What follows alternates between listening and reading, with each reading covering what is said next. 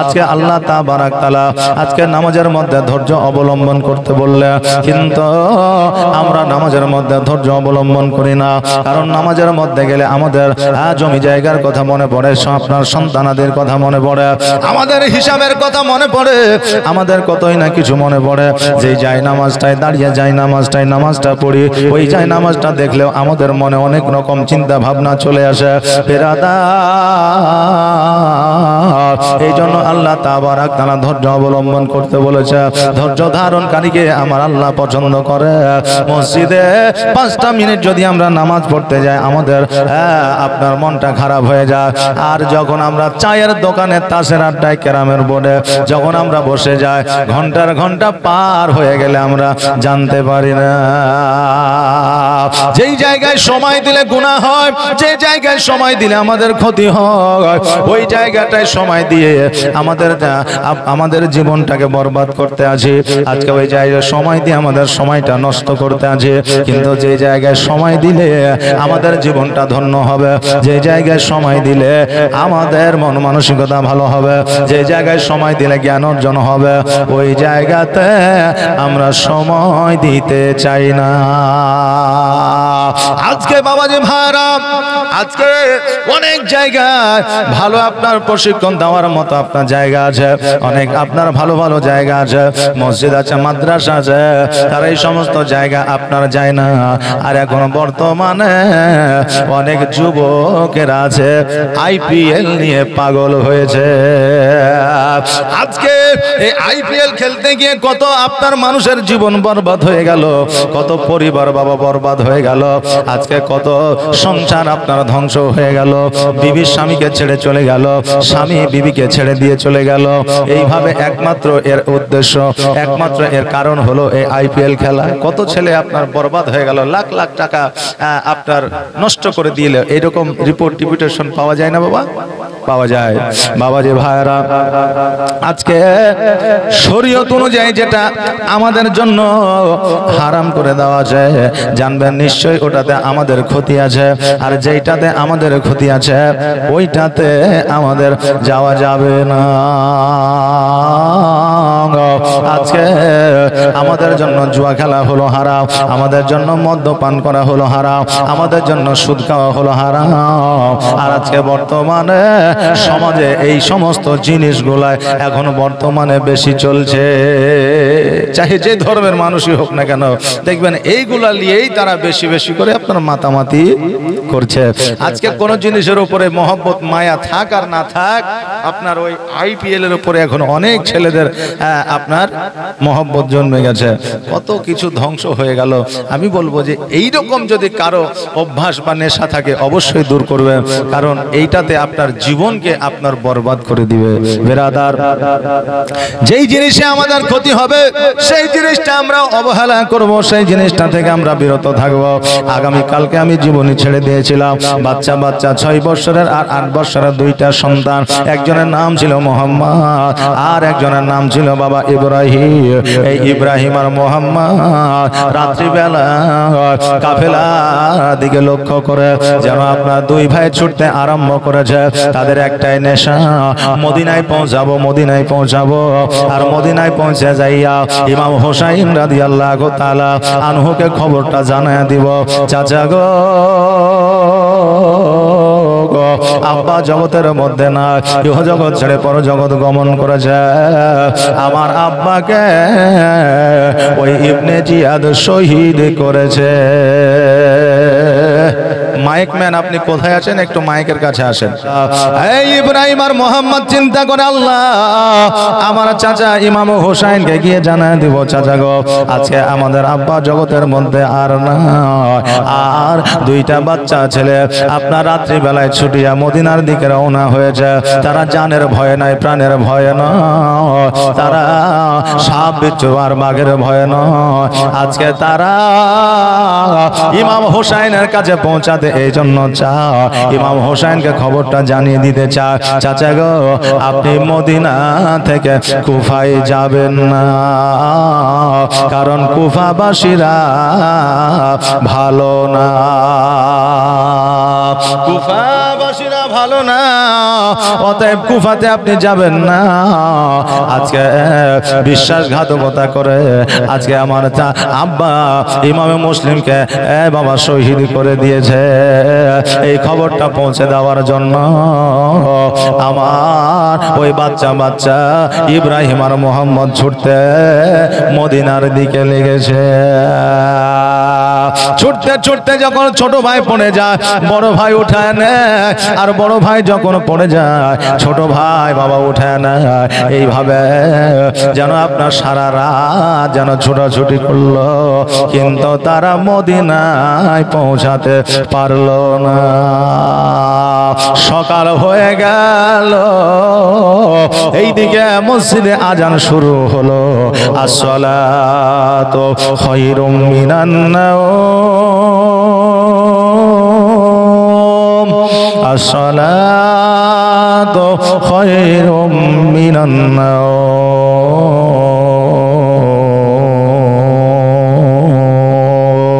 এবার এক ভাই অপর ভাইকে বলে, ভাই রে সকাল হয়ে গেল, ফজরের আজান হয়ে গেল,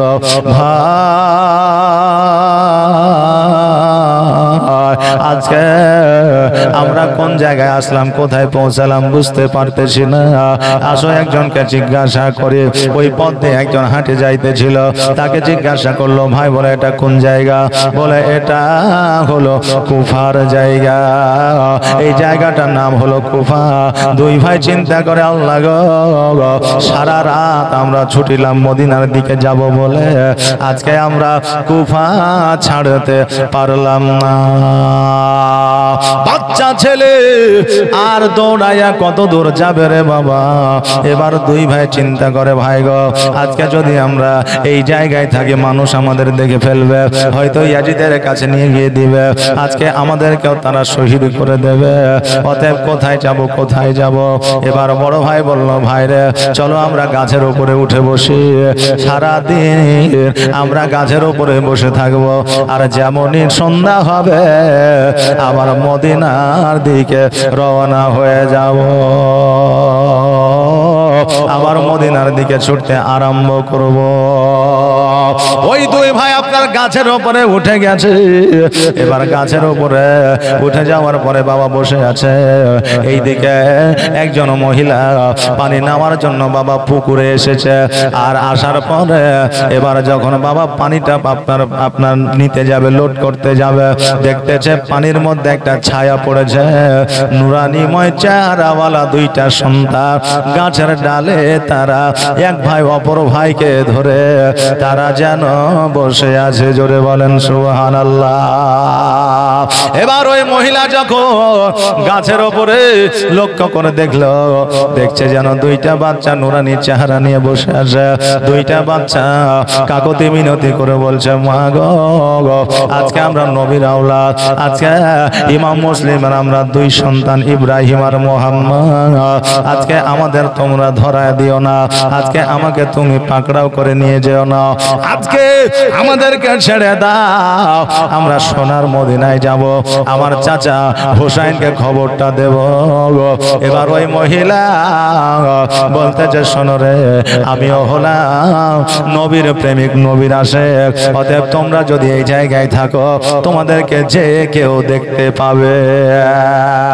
ওই মহিলা হাত বাড়ায়া ওই বাচ্চা দুটোকে যখন আপনার হাত ধরে টান দেয়, ওই বাচ্চা দুটো যেন আসতে চাই না।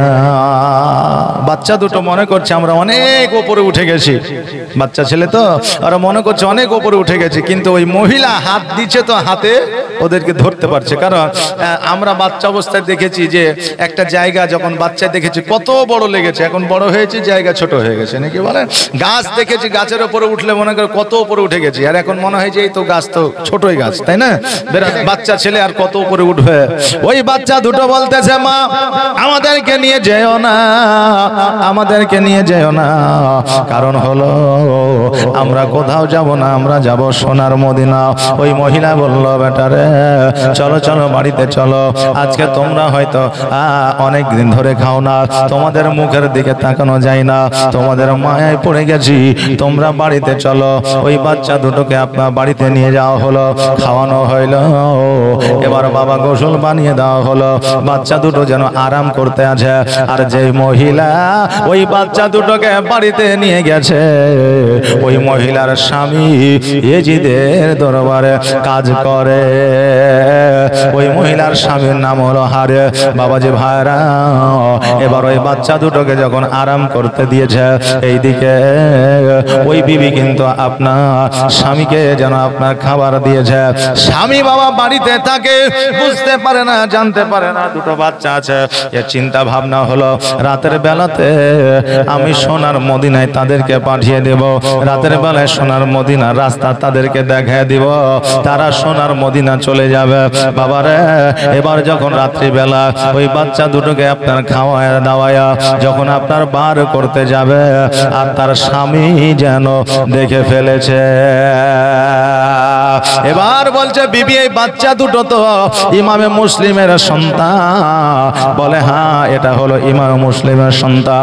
বলে বিবি তুমি কি জানো না? জানো না, আজকে ইমামে মুসলিমের দুই সন্তানকে যদি ইয়াজিদের হাতে উঠে দিই, একটা নয়, দুইটা নয়, 10টা নয়, 20টা নয়, 50টা মোহর দেবে, আমরা বড় লোক হয়ে যাব, ধনী হয়ে যাব, আমাদের সংসারে অভাব অনটন থাকবে না।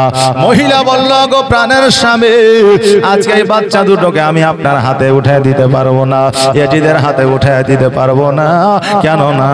এই বাচ্চা দুটোকে যদি আমি দিয়ে দিই, কাল কিয়ামতের দিনে জবাব দিতে পারবো না। নবীর প্রেমে পাগল হইলে, নবীর প্রেমে পাগল হইলে আমার আল্লাহ তাআলা খুশি। নবীর দরুদ পড়ো দিবানিশি, নবীর প্রেমে পাগল হইলে, নবীর প্রেমে পাগল হইলে আমার আল্লাহ তাআলা খুশি। নবীর দরুদ পড়ো দিবানিশি, নবীর দরুদ পড়ো দিবানিশি। ও কি নবীর প্রেমে পাগল হইলে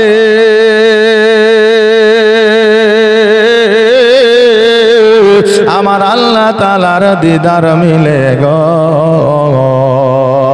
ও কি নবীর প্রেমে পাগল হইলে আমার আল্লাহ তাআলার দিদার মিলে গো। থাকো যদি যদ বাহালে, থাকো যদি আজদ বাহালে, হইয়া প্রেম উদাসী। নবীর দরুদ পড়ো দিবানিশি, নবীর প্রেমে পাগল হইলে, নবীর প্রেমে পাগল হইলে আমার আল্লাহ তাআলা খুশি। নবীর দরুদ পড়ো দিবানিশি। আল্লাহুম্মা সাল্লাল্লাহু সাইয়্যিদিনা মাওলানা মুহাম্মাদ ওয়ালা আলি সাইয়্যিদিনা মাওলানা মুহাম্মাদ। বিবি বলল, স্বামী গো, এই বাচ্চা দুটোকে আমি তোমার হাতে উঠে দিতে পারবো না। কেন না? আজকে যদি তোমার হাতে উঠে দিয়ে আমি কিয়ামতের দিন জবাব দিতে পারবো না। ওই হারিস বলল, শোনো রে, আজকে আমার হাতে যেমন করে হোক উঠে দিতে হবে।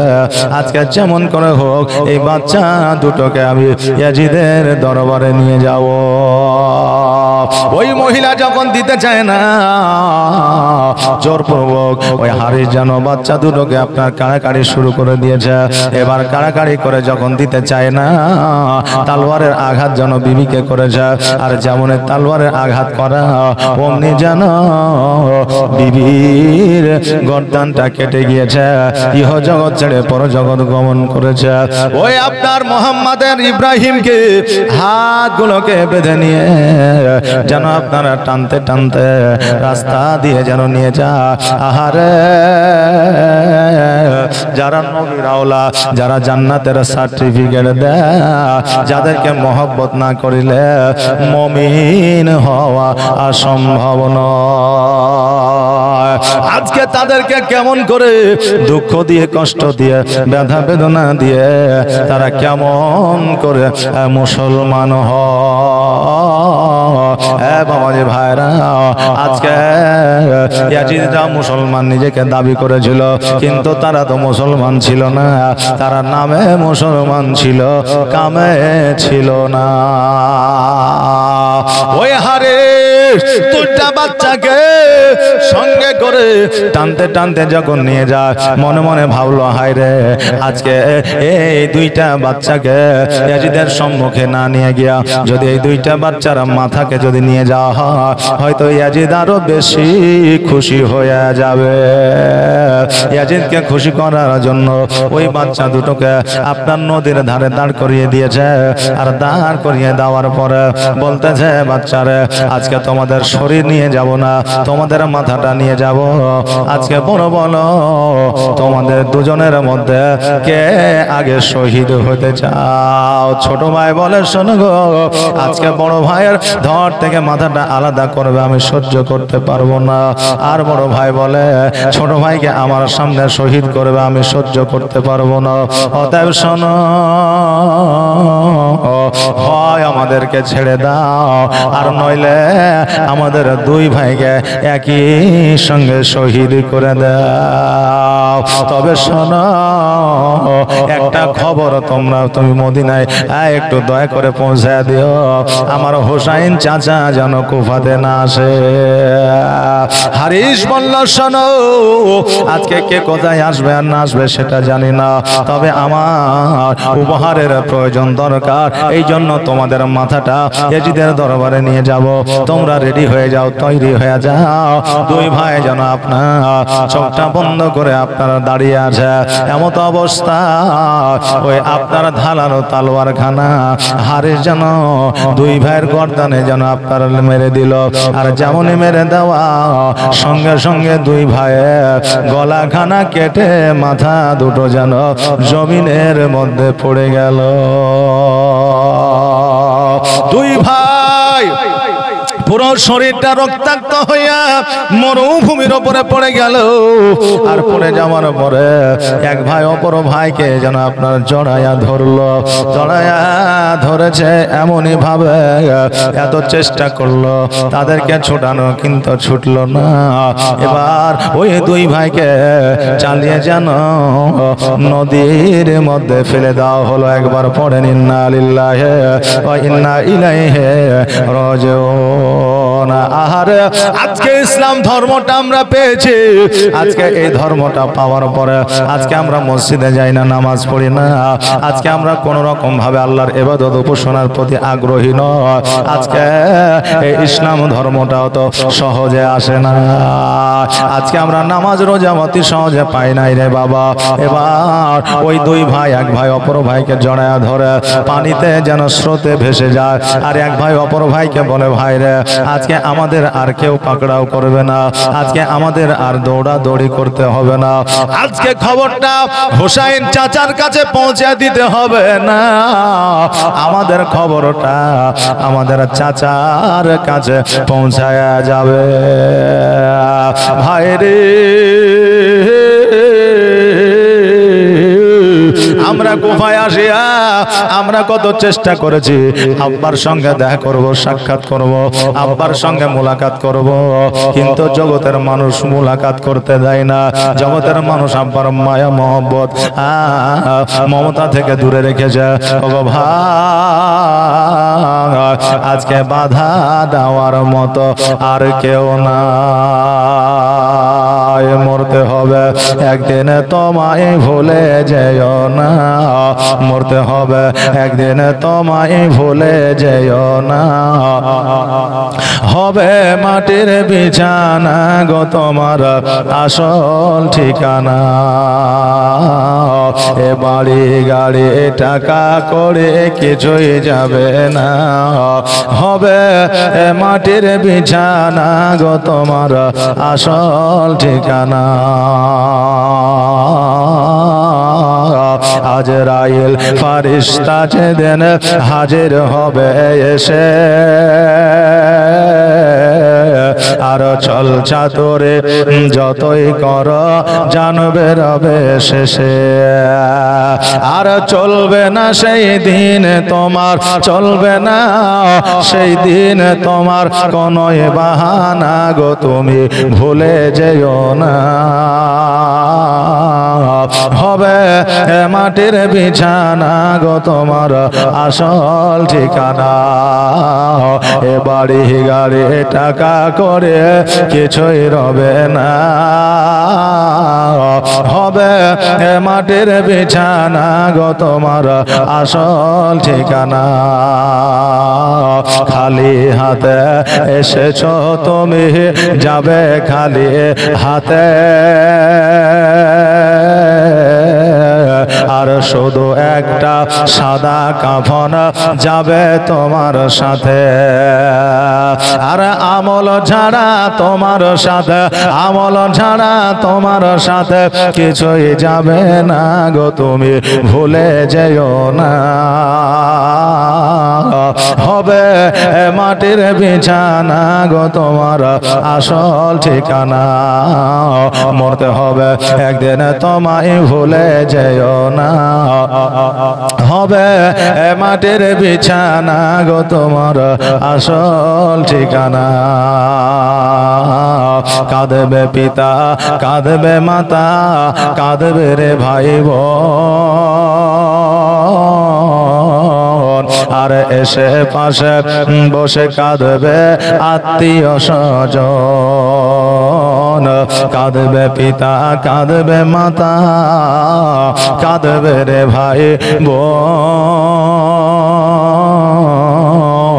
আর এসে পাশে বসে কাঁদবে আত্মীয় স্বজন। আর করবে দোয়া খোদার কাছে, করবে দোয়া খোদার কাছে, মুমিন মুমিনা গো তুমি ভুলে যেও না, হবে মাটির বিছানা গো তোমার আসল ঠিকানা। মরতে হবে একদিন তোমায় ভুলে যেও না, হবে মাটির বিছানা গো তোমার আসল ঠিকানা। যেদিন তুমি এসেছিলে এই না সাদের ভবে, আর তুমি মাত্র কেঁদেছিলে হেসেছিল সবে। আর যাওয়ার কালে হাসবে তুমি, যাওয়ার কালে হাসবে তুমি, কাঁদবে জামানা গো তুমি ভুলে যেও না, হবে মাটির বিছানা গো তোমার আসল ঠিকানা। মরতে হবে একদিন তোমায় ভুলে যেও না, হবে মাটির বিছানা গো তোমার আসল ঠিকানা। আল্লাহুম্মা সাল্লি আলা সাইয়্যিদিনা মাওলানা মুহাম্মদ ওয়া আলা আলি সাইয়্যিদিনা মোহাম্মদ। বাবাজি ভাইরা এইদিকে দুই ভাই বলতেছে আমাদের আর কেউ পাকড়াও করবে না, এসো এসো আমরা এই পানিতে ভেসে ভেসে আমরা সোনার মদিনায় পৌঁছায়া যাব। এইদিকে হারে দুইটা বাচ্চার মাথা লইয়া ইয়াজিদের দরবারে হাজির হয়ে যায়। ইয়াজিদ বলে কি ব্যাপার, এই সন্তান দুটোর মাথা দেখা যায় কিন্তু সন্তান দুটো কোথায়? বলে সন্তান দুটোকে শহীদ করিয়া মাথা দুটোকে সঙ্গে নিয়ে এসেছে। ইয়াজিদ বলল হারিস রে, আজকে আমি বলে দিয়েছিলাম আজকে বাচ্চা দুটোকে যদি আমার দরবারে নিয়ে আসা হয় আজকে 50টা মোহর দেব, আজকে তার গর্দান অনুদান নিয়ে আসতে হবে এটা বলি না। এই জন্য আমার কথার অবাধ্য হওয়ার কারণে আজকে 50টা মোহর দেওয়া তো দূরের কথা, আজকে এদের মতো তোমাকেও মৃত্যুদণ্ড দেওয়া হবে। কারণ তোমার মাথাটা ধড় থেকে আলাদা করে দেওয়া হবে। সৈন্যদের ডাকিয়া ওই হারিসকে আপনার কতল করে দেওয়া হলো, আপনার ধড় থেকে মাথাটা আলাদা করে দেওয়া হলো। বাবাজি ভাইরা, আওলাদের রসুল আলে রসুল আজকে বলি আউলিয়া এদের সঙ্গে যারা বেয়াদবি করেছে, গুস্তাখি করেছে, যারা অপমানজনক কথাবার্তা বলেছে, আল্লাহ জগতের মধ্যে তাদের বিচার করে দিয়েছে। জগতে তো বিচার হয়েছে, আখিরাতেও বিচার হবে। এই জন্য বলি বাবা, জীবনে কোনোদিন কোনো আলিম ওলামা, জীবনে কোনোদিন বলি আউলিয়া, জীবনে কোনোদিন হিরো পয়গম্বরদের আপনার ব্যাপারে কথাবার্তা আপনার বলবেন না, মনমানসিকতা অন্যরকম করবেন না, তাদেরকে কখনো দুঃখ ব্যথা বেদনা দিয়ে কথা বলবেন না। কারণ আল্লাহ তাবারাক তাআলা আপনার কোন রকম ভাবে সহ্য করবে না। যেই তিনি আপনার এর বিচার একদিন করবে রে বাবা। বেরাদার নে মিল্লাত ইসলামিয়া, এবার ইয়াজিদ চিন্তা করলো সব শেষ করে দিয়েছে, কিন্তু এবার হোসাইন আসলে হয়। কারণ হোসাইন এ যতক্ষণ পর্যন্ত থাকবে, কারণ এ হলো শেরে খোদা আলী মুর্তজা, এর হলো ছোট্ট সন্তান যার নাম হলো হোসাইন। আজকে হোসাইন যতক্ষণ পর্যন্ত বেঁচে থাকবে হয়তো সে বদলা নেবে, সে যতক্ষণ আছে ততক্ষণ পর্যন্ত আমি ইবনে জিয়াদ আমার শান্তি না। বাবাজি ভাইরা, এইদিকে ইমাম হোসেন রাদিয়াল্লাহু তাআলা আনহু চিঠি আপনার পেয়েছে, পত্র পেয়েছে, রেডি হয়েছে, কাফেলার সঙ্গে নিয়েছে, বিবি সন্তানদের নিয়েছে। নামার পরে এবার কুফার দিকে যেন রওনা হয়ে গেছে। কুফার দিকে যখন রওনা হয়েছে, আপনার আকাশ যেন আপনারা ঝিমঝিম করছে, আকাশের অন্ধকার যেন বেশি আপনার গাঢ় হয়ে নেমে এসেছে। হোসেন বলে, আল্লাহ আজকে জগতের অবস্থা কেন এইরকম, আজকে জগতের অবস্থা কেন অন্ধকার। হোসেন চিন্তা করে, অন্ধকার যখন হয়ে গেছে, এই জায়গাতে তাম্বুটা গেড়ে দিয়ে এই জায়গা সকলকে নিয়ে আরাম করে আগামীকালকে সকালবেলা আবার কুফার দিকে রওনা হয়ে যাব। এবার বাবা যখন ওই জায়গায় আপনার তাম্বু গাড়বে, মরুভূমিতে যখন আপনার যেন কিছু আপনার ওই তাম্বুর যখন আপনার খিল গাড়তে আছে, দেখতে জানো ওই মরুভূমি থেকে রক্তের ফোয়ারা আসতেছে। জোরে বলেন সুবহানাল্লাহ। হোসেন বলে, আল্লাহ গো, আজকে আমার নানাজির কথা সত্য হয়েছে, আজকে আমার নানা যে কথাটা বলে গেছে সেটা বাস্তবায়িত হতে চলেছে।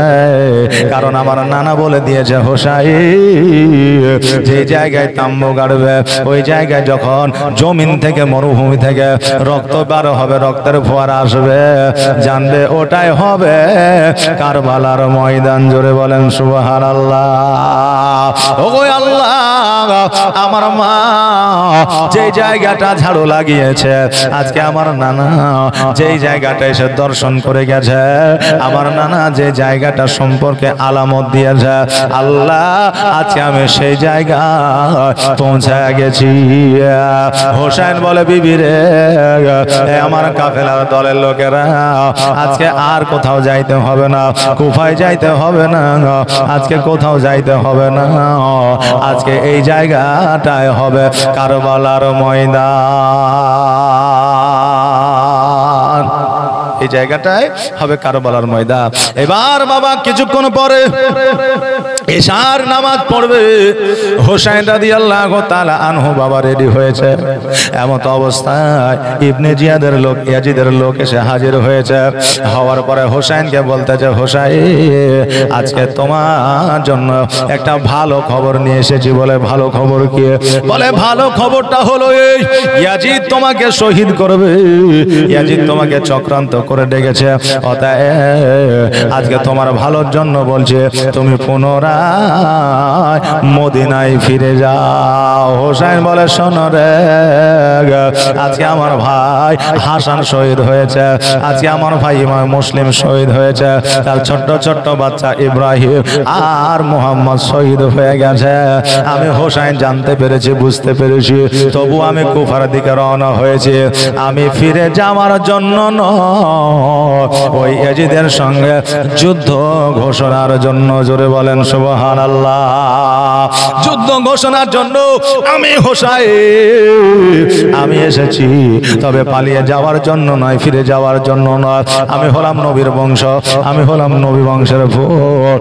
অতএব আমি পালিয়ে যাওয়ার মতো আমি হোসেন, আমি নবীজির নাতি নয়।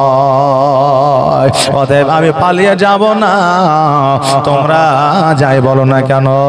এবার বাবা যে ভাইরা, ইমাম হোসেন রাদিয়াল্লাহু তাআলা আনহু বাবারে নামাজ পড়লে আর নামাজ পড়ালে, যারা ইয়াজিদের দলের লোক ছিল তারা ইমাম হোসেনের পেছনে নামাজ আদায় করলো। নামাজ হোসেনের পেছনে আপনার আদায় করলো ঠিকই, কিন্তু হোসেনের প্রতি যে মহব্বত, সে মহব্বত বাবা রাখিল না। নামাজ যার পেছনে পড়বেন তার আপনার তাকে মহব্বত করতে হবে, না হবে না? তাকে মহব্বত করতে হবে। এমন লোক আছে বাবা, দেখবেন ইমামের পেছনে নামাজ পড়লো, একটা দায়িত্ব বেহাজাল ইমাম, নামাজ পড়ার পরে বাইরে এসে বলে, ইমাম সাহেব সূরাটা ঠিক ছিল না। ইমাম বাড়িতে গিয়েছে শুক্রবারে, বাড়ি থেকে এসেছে সোমবারে, ইমাম সাহেবের বেতন বাড়া যাবে না। ইমামের নামে গীবত শুরু করে দিলে, কথা বললেন না? আচ্ছা বলেন, ওর নামাজ হবে? যাকে তুমি বাদশা মেনে নিলা, যার উপর বিশ্বাস করে তুমি দায়িত্ব দিয়ে নামাজ আদায় করলা, আজকে তার বিপক্ষে তুমি মুনাফিকিন কাজ করো, কথাবার্তা বলো, তার প্রতি তুমি লানত লাগাও, তোমার কেমন করে নামাজ হইতে পারে? বিরাদার, ইমাম সাহেবের যে সমস্ত মসজিদের বেতনের সংখ্যা আপনি শুনলে আপনার মাথা খারাপ হয়ে যাবে, কথা বললেন না? কারণ হলো যে আমার এক বন্ধু, বললেন, আমার এক বন্ধু এক মসজিদে প্রায় 10 বছর থেকে আছে। কয় বছর বললাম? 10 বছর। তো বেতন কোনোদিনই বাড়ায়নি। তো এবার রোজার মাসে ও আমাকে বলল যে এক কাজ করো ভাই, মানে মসজিদটাতে আমি ওকে লাগিয়েছিলাম, মানে ওর খোঁজ আমি দিয়েছিলাম, আমি লাগিয়েছিলাম। তো আমাকে বললো, ভাই বেতনটা 1 টাকাও বাড়ায়নি, তো এক কাজ করো, তুমি একবার বলে দাও না আলবেদা খুতবাতে, বক্তব্যের মাধ্যমে, তাহলে যদি আমার কিছু বেতন বাড়িয়ে দেয়। 10 বছর হয়ে গেল, তো ঠিকই আছে, বেতন বাড়ানোর দরকারও আছে বেরাদার। তো ও বেতন পায় কত? এমনি মসজিদ থেকে পায় 4000, আর এখন ভাতা মনে হয় দিচ্ছে 2500 নাকি, জানি না আমি অবশ্য কত দেয়, তবে আনুমানিক 3000 ভাতা দেয়, 3000, তাহলে টোটাল হলো 7000। তাহলে 7000-এ একটা মাস একটা পরিবার চলতে পারে না, খুব কষ্টকর হয়ে যাবে, তাই না? 7000-এ খুব কষ্টকর হবে। তা আমি বক্তব্যের মাধ্যমে বললাম যে ভাই 10 বছর থেকে আছে একজন ইমাম সাহেব, তো এক কাজ করি, কিছু বেতন বাড়িয়ে দিয়ে। আমি বলি নাই ক টাকা বাড়াইতে হবে, বলে কিছু বাড়িয়ে দেয়। কমিটির লোকেরা বললো যে ঠিক আছে, আমরা আলোচনা করে দেখে আমরা কিছু বেতন বাড়িয়ে দেবো। ঠিক আছে, এইভাবে চলে চলে আমি আর কিছু বললাম না। ঈদের দিন বিকেল বেলায় কথায় কথায় ওকে বলছে যে হ্যাঁ রে, তোর বেতন বাড়িয়েছে? বলছে হ্যাঁ বাড়াইছে বেতন। তা মাশাআল্লাহ, আলহামদুলিল্লাহ, ভালো, বেতন বাড়ালে ভালো। মানে মসজিদের কমিটি ইমামের বেতন বাড়াইতে চায় না, 100 টাকা বাড়াইলেই মাথা খারাপ হয়ে যায়, কথা বুঝলেন না? অনেক সব জায়গায়, অনেক জায়গাতেই আছে। তো এবার আমার জানার বিষয় হলো যে যদি তোর বেতন বাড়াইছে, তাহলে এক কাজ কর, আমাকে একটু কফি খাওয়া। তো বলছে কফি আর কি খাওয়াবো ভাই, বেতন যা বাড়িয়েছে তা শুনে তোর দিমাগ খারাপ হয়ে যাবে। কত? তো বলছে 4000 ছিল, 4010 টাকা করেছে, কথা বুঝলেন না? মানে 4000 বেতন ছিল, 10 টাকা বেতন বাড়াইছে। তো বলছে তাও খুব কষ্ট করে। বেরাদার, আমাদের এই হচ্ছে পরিস্থিতি, এই হচ্ছে আমাদের অবস্থা বেরাদার মিল্লাত ইসলামিয়া।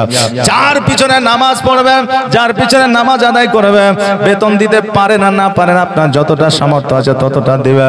ইমাম সাহেবকে বলবেন হুজুর আমরা এতটাই দিতে পারবো, তার বেশি হয়তো আমাদের দ্বারা সম্ভব নয়, কিন্তু ইমামের ব্যাপারে কোনো খারাপ মন্তব্য করবেন না। যতদিন নামাজ পড়বেন বরবাদ হয়ে যাবে। আজকে আমি জীবনী বক্তা বলছি, বড় বড় মুফতিকে জেনে নিলেন, কথা বুঝলেন না? হ্যাঁ বেরাদার, যেটা বলতেছিলাম, ইমাম হোসাইনের পেছনে তারা নামাজ পড়লো ইয়াজিদের লোক, কিন্তু তাদের নামাজ আল্লাহর দরবারে কবুল হইল না। কারণ ইমাম হোসাইনের পেছনে নামাজ পড়েছিল ঠিকই, দায়িত্ব দিয়েছিল ঠিকই, কিন্তু ইমাম হোসাইনের উপরে মহব্বত ভরসা ছিল না। বাবাজি ভাইরা, আমার মায়েরা, এবার ইয়াজিদের লোকেরা যখন চলে গেল, এবার সকালবেলা ইমাম হোসাইন রাদিয়াল্লাহু তাআলা আনহু উনি চিন্তা করে, আল্লাহ গো, আমি জানি না আমার নানা রওজায় আর কোনোদিন দেখা হবে কিনা, আমার নানার সঙ্গে কথাবার্তা আর হবে কি হবে না, তবে নানার সাথে একবার শেষবারের মতো কথা বলে নি। ও গো দয়ার নানা জান, ও গো সরওয়ারে মদিনা, আপনার হোসাইন হয়েছে ওই কারবালায় রওয়ানা, আখেরি সালাম নাও নানা, ওই ছেড়ে যা সোনার মদিনা, ওই ছেড়ে যা সোনার মদিনা, প্রাণ ভরে দেখে নাও নানা, প্রাণ ভরে দেখে নাও নানা, দেখা যে আর হবে না। ও গো দয়ার নানা জান, ও গো সরওয়ারে মদিনা, ওই ভাইজান ইমাম হাসান ছিল আমার জানের জান, ছিল আমার জানের জান, ওই ভাইজান ইমাম হাসান ছিল আমার জানের জান, ছিল আমার জানের জান, সে যে চলে গিয়েছে, সে যে চলে গিয়েছে, একা আর ভালো লাগে না। ও গো দয়ার নানা জান, ও গো সরওয়ারে মদিনা, ওই দিন ইসলামের খাতিরে ওই কোরআন বাঁচাবার তরে, ওই কোরআন বাঁচাবার তরে, ওই দিন ইসলামের খাতিরে ওই কোরআন বাঁচাবার তরে, ওই কোরআন বাঁচাবার তরে, খোদার রাহে কাটাবো, খোদার রাহে কাটাবো আমার এই গলা খানা।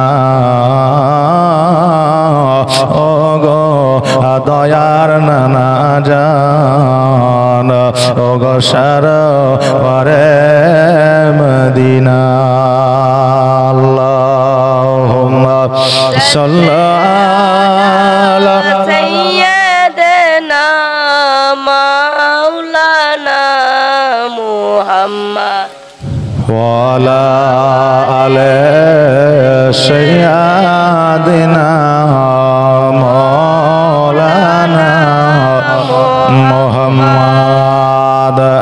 বিরাদা ইমাম হোসেন রাদিয়াল্লাহু তাআলা আনহু উনি যেন বাবা ইয়াজিদের সৈন্যদের সঙ্গে যেন বাবা আপনার আলোচনা রাখতেছে। হোসেন বলতেছে, শোনো রে, আজকে যেই নবীজি আজকে নামাজ দিয়ে গেছে, রোজা দিয়ে গেছে, আজকে যেই নবী হজ দিয়ে গেছে, যাকাত দিয়ে গেছে, যেই নবী ইমাম হাসান ও হোসাইন রাদিয়াল্লাহু তাআলা আনহুকে মহব্বত করতে বলেছে, আজকে নবীর মহব্বত ছেড়ে দিয়া ইয়াজিদের সঙ্গ ধরেছ। বলো বলো কিয়ামতের দিন কেমন করে তোমরা ছাড় পাবে?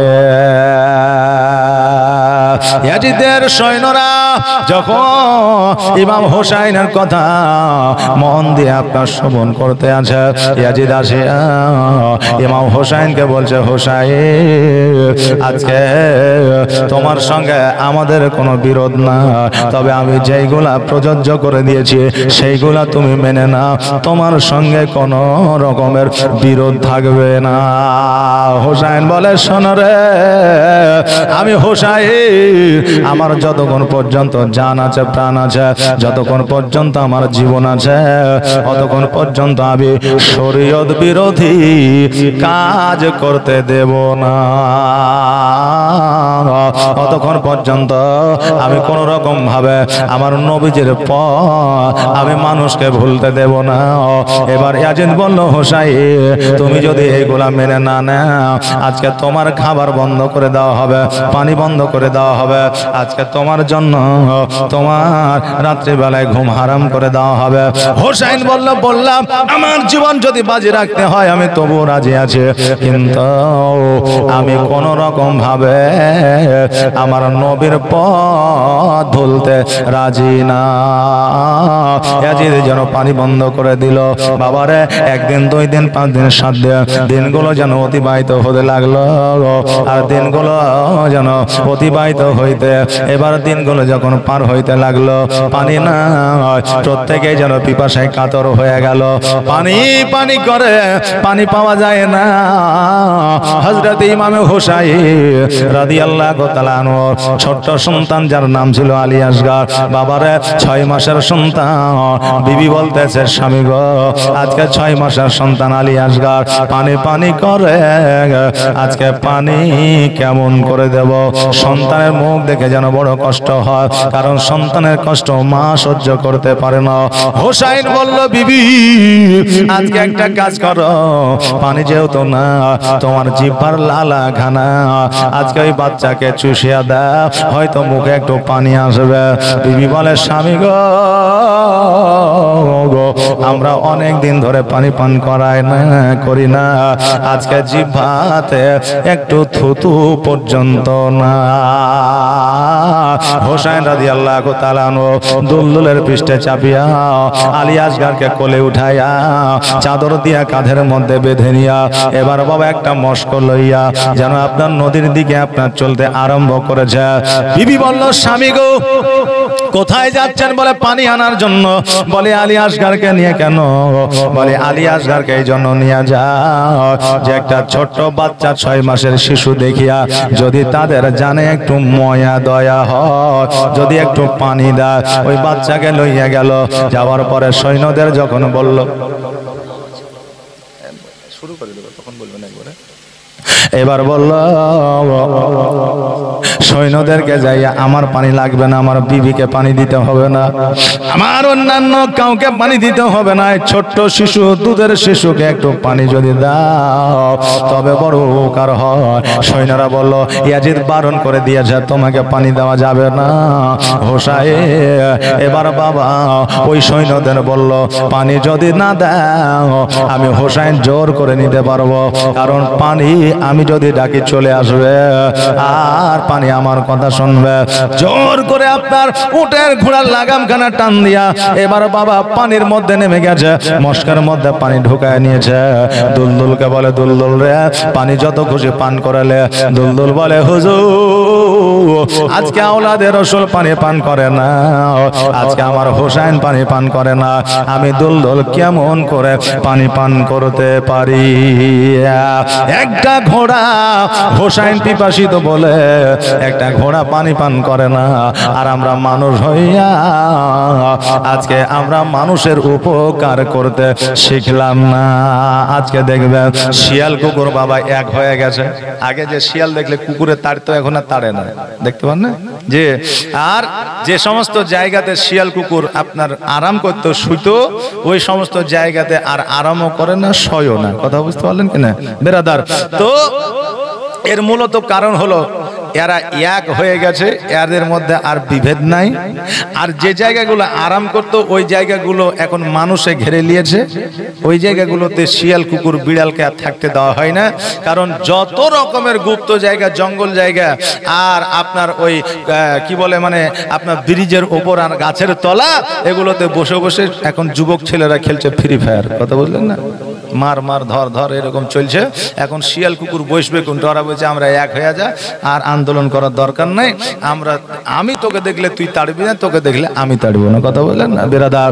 হ্যাঁ বাবা, এখন সাপ চলে যাচ্ছে, বিজি পাশে দিয়ে যাচ্ছে, সাপকে তাড়ে না, কারণ এখন জীবজন্তুরা এক হয়ে গেছে, আর মানুষের মধ্যে ডিবেট সৃষ্টি হয়ে গেছে।